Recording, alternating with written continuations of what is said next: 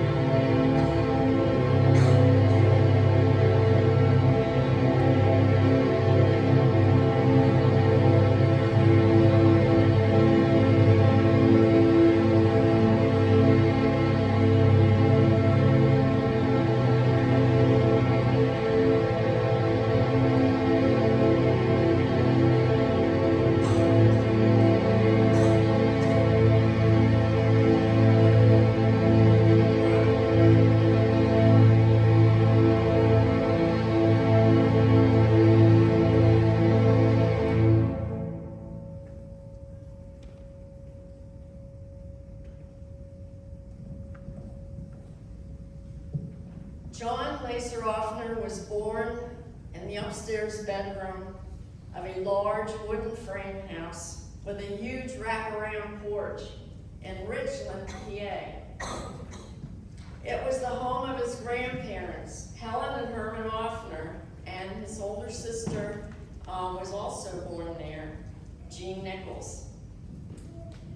John is predeceased by his first wife, Phyllis Dunn, and he's survived by his wife, Vera, 4 daughters, 7 grandchildren, and great-grandchildren. John lived in Erie, Pennsylvania as a child while his father taught school. While he was in Erie, he spent a lot of time fishing out on the pier on the peninsula on Lake Erie, and he was an avid ice skater. The Offner family moved to Edinburgh, Pennsylvania when his dad got a teaching job at Edinburgh State College.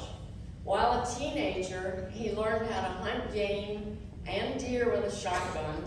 He trapped muskrats and sold their pellets for money. He fished in streams at Edinburgh Lake, and he did summer farm labor while he was in high school. He told me that he walked out to the farm on Sunday, and he stayed there all week, and on Saturdays he walked back to Edinburgh with his dirty clothes and had a day off, and then he walked back out to the farm to do his job. One summer, he spent taking workhorses across the Atlantic Ocean on a boat to war-ravaged Poland, where they had no machinery and they needed horses to plow the fields. And Dad, when he came back from Poland as a teenager, he brought my grandmother this plate this is a souvenir he brought his mother back. Dad graduated from Edinburgh High School in 1947. And we have his high school graduation photo here that you can look at later. He played football, so we have his football sweater here. In 1951, Dad got a bachelor's degree from Penn State, and then he completed a master's degree. And I have his dissertation here. You'll love the title. American-Persian Relations in the Post-War Decade, 1918 to 1928. I didn't read it. Well, then we got his master's. He wanted to get a PhD. So what he did in 1952 was he joined the Army so that he could be eligible for the GI Bill to help pay for his doctoral education. And we have his formal, this is written on the back in his writing, his formal Army photo is here that you can look at later. And we have a letter that he wrote home. We happen to have that. And when they gave Vera a flag at the funeral parlor, so we brought it over here because he was eligible to have a flag. Dad got his PhD, let's see what year, let me look. I'm scripted here.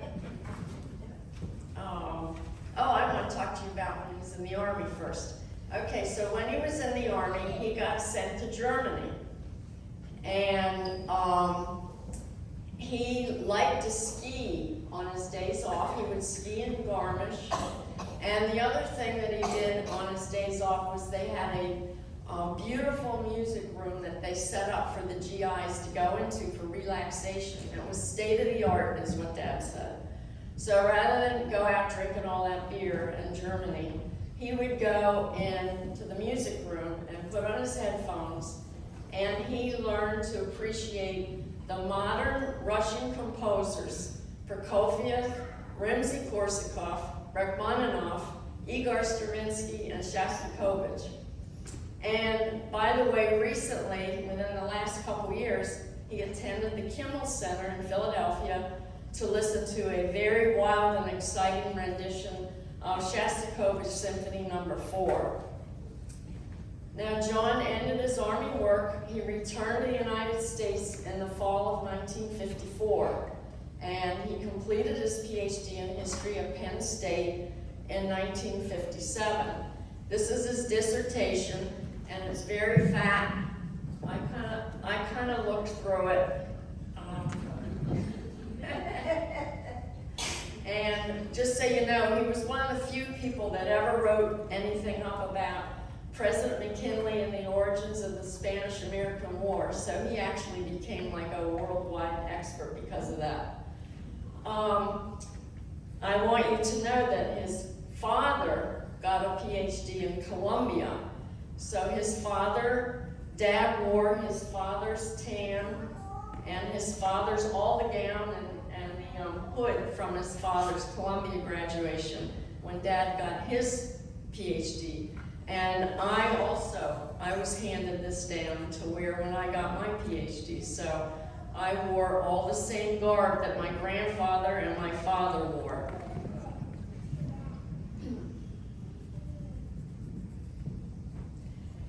Now we have him with his PhD, so he's Dr. Offner now. And Dr. Offner applied and was accepted into the Foreign Service at the State Department, and he worked in the State Department from 1956 to 1965. We have the diplomatic passport photo on the front of the program, and that's there because Dad told me that was the favorite photo of his whole life.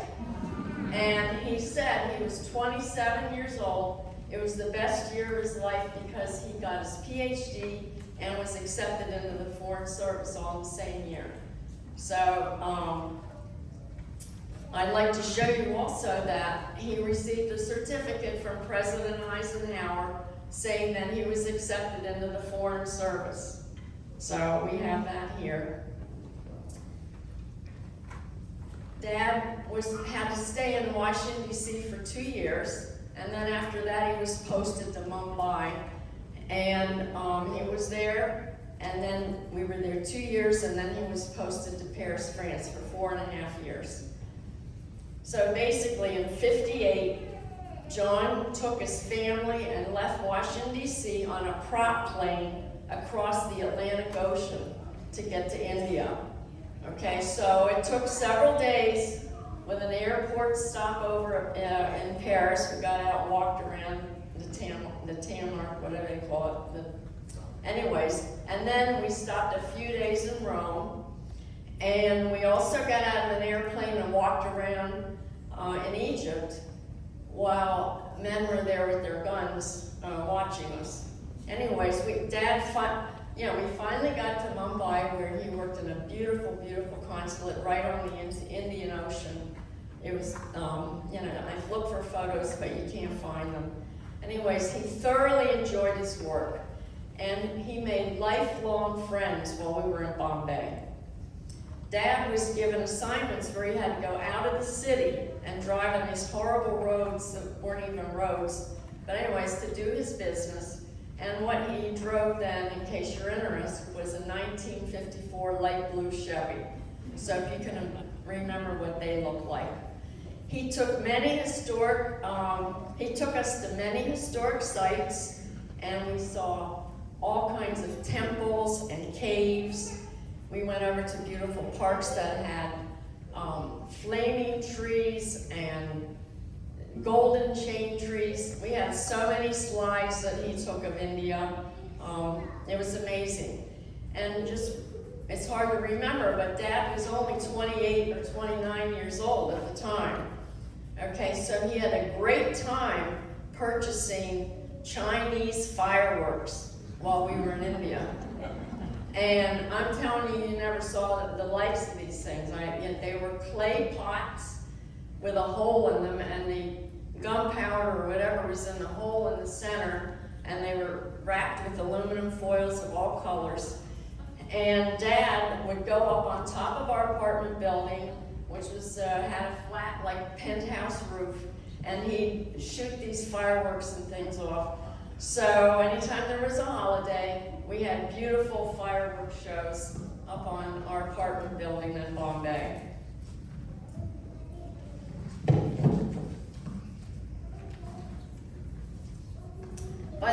time Dad was assigned to Paris, jet planes had started to fly, thank goodness. And he bought us tickets out of Bombay on a new Boeing 707. It arrived in Naples for a day or so, and then transferred onto an American ocean liner. Whenever possible, John signed up for transportation on ocean liners so you'd have a nice little vacation rather than a short trip on an airplane. John Offner reported to the American Embassy in Paris in April of 1961. The family moved 4 times that year with all their possessions until they were housed in beautiful apartments for Americans across from the Bois de Boulogne. Most evenings, after dinner, John went for a walk around this duck pond in the Bois de Boulogne, and then he would get home just in time to watch the news on French TV, which came on at 8 o'clock at night. John also read the Herald Tribune, and everyone in the family looked forward to reading the comics, and Dad and other people really liked reading Art Buchwald's editorials, okay, which came in the Herald Tribune back then. John's work at the embassy included assisting the process deaths of Americans overseas. He helped lost American tourists find their hotels. He assisted American GIs from World War II who were basically wandering the streets of Paris, get their monthly stipends. He assisted jailed Americans, mentally ill Americans, and sick Americans. There are many, many stories that we heard about some of his work in Paris. The final job he had in Paris included reading many of the most important newspapers first thing in the morning. And he would write up a brief, and his brief was then reported to the ambassador so that the ambassador had the most current news for the morning. After 4.5 years, Dad was fluent in reading, translating, and speaking French. And I want to show you some other certificates he has here. This one is from the first president of India, and I guess it grants him diplomatic immunity and that kind of thing in India. I've asked a couple Indian people to try to read it for me, but they can't. And it says, in English, it says Presidential Seal of America. Prasad was the president, and the Prime Minister was Nehru at that time. These certificates here, Dad, when he went to Paris, these are signed and stamped by President Kennedy. He was a vice consul, and they give him protections as a person overseas as a vice consul. He got a promotion to consul, so he got another signed and stamped thing from President Kennedy about his promotion in 1962.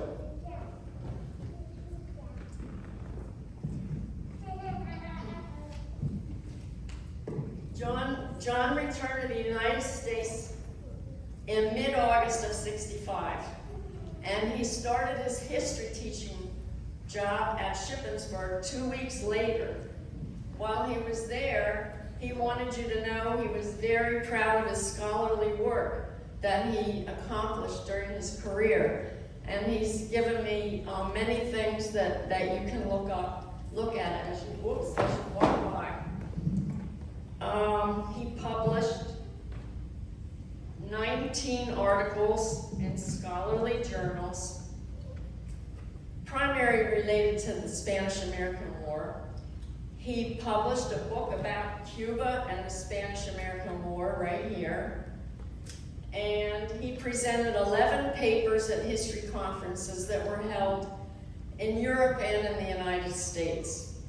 While researching material for all his books and papers, he went overseas and went to many libraries, such as even the Vatican. He went to the Cuban Library. He went to the National Archives in Washington. He went in libraries in South America.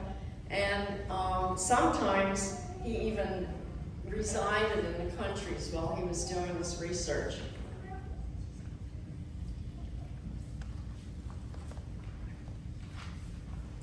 Finally, about his career, he wanted me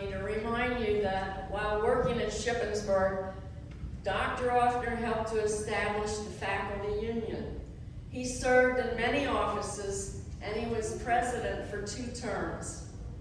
I can remember that our one telephone was often tied up and busy because Dad was talking to faculty, often loudly and heatedly, about union issues.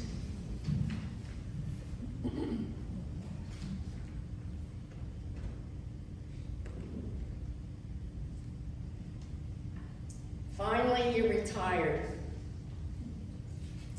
And that was in 1997. He enjoyed 10 years, I wanted to tell you, of assisting 2 service organizations in Shippensburg, the Shippensburg Food Pantry and the Shippensburg Borough Tree Commission. He helped to select, plant, and maintain many of Shippensburg Borough trees, and he pointed out some of them to me on many occasions. He also enjoyed fly fishing, gardening, and he took up baking, including raspberry pies, blueberry pancakes, and oatmeal cookies. I have some of his recipes up here available if anybody wants them later. For 20 or 25 years of this retirement, he did a lot of bird watching, hiking. He exercised at the Mennehaven Pool and played volleyball till he was 94. And he did extensive reading, particularly books about current scientific information, such as The End of Everything. This would be physics. He read a lot of physics books, a huge amount of that. He was especially interested in Neanderthals and Denisovans. I might say it wrong. He was politically active. He rallied until June 25th. I have pictures of him at rallies. He enjoyed French pressed coffee, and he enjoyed good wine. And I'm talking, these are daily French press coffee, daily wine, and daily dark chocolate with nuts in it. And, maybe that'll give you some hints how to get to 95. But the chocolate that he liked the best was from his good friend down at the lollipop shop in Shippensburg. And I believe she can't be here today, but she made, when you come around here later and look, she made him this heart for a Valentine's Day this year. It's huge. And he said it was the best Valentine present he ever got. Dad also, on retirement, he bought a good sound system, and he regularly listened to all kinds of music, but especially the minimalistic modern music, which you kind of got an exposure to that with Cantus. He watched innumerable Netflix movies, Nova shows, PBS crime series from all over the world, and he had them all memorized. I'd say, I'm watching so-and-so, and he would have watched the whole thing and remembered it besides. I'm talking like 2 months ago, he was telling me about him. So during retirement, he also traveled extensively and went to wide-ranging places all over the world, in the United States, and also he spent summers in Chautauqua. He participated in archaeological digs and was very interested in ancient civilizations and the Indian mounds, and as I mentioned before, the Neanderthals and really, really ancient men. He could tell you a lot about it. I don't know anything compared to what he knows on that. Now, Dad also wanted to let you know, everything I'm telling you is what he wanted me to let you know about him as a person. He worked on the Offner tree farm at least twice a year until he was 93 years old. And I went with him the last couple of years, so he worked on the farm, he just didn't go there. Dad especially wanted you to know, when he took charge of that tree farm in Edinburgh, after his father died, he planted approximately 25,000 seedlings of timber trees. He turned around unused land and turned it into potential timber land.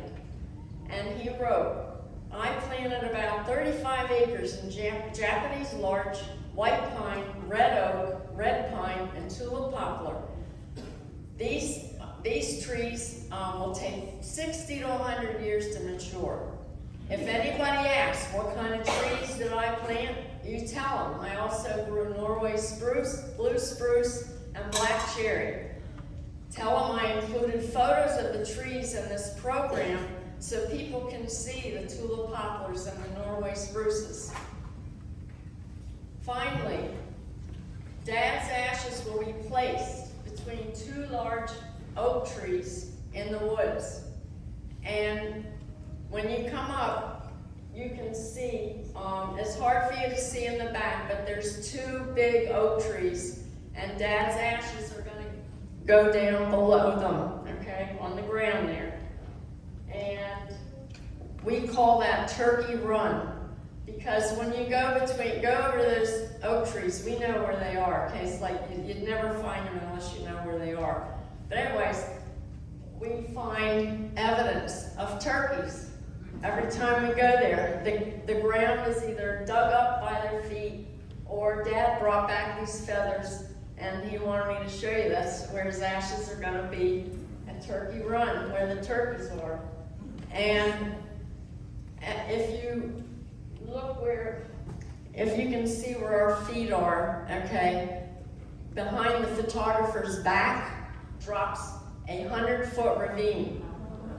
And down in that ravine is a babbling brook stream that you can hear all the way to the top. And it runs over glacier boulders that have been left behind down there. I brought a little piece of a boulder.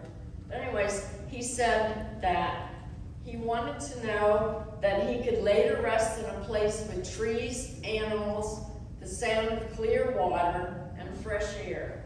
And he looked forward to getting to his resting place.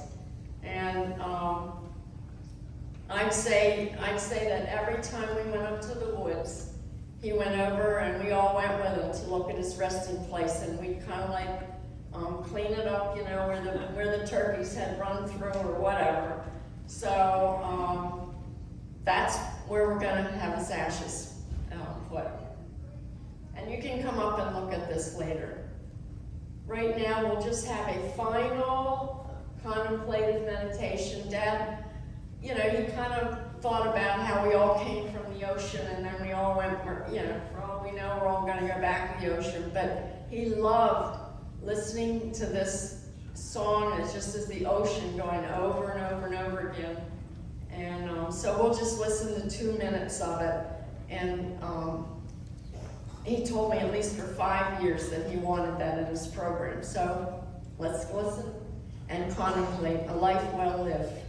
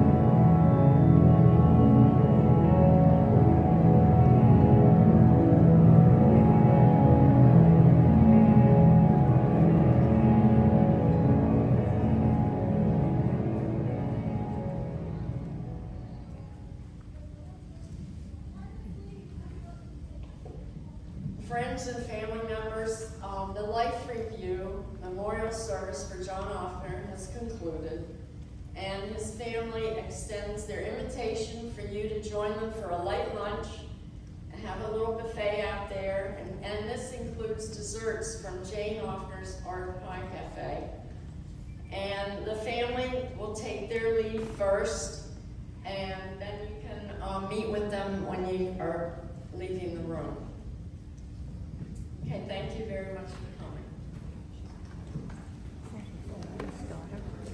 Is she the oldest one?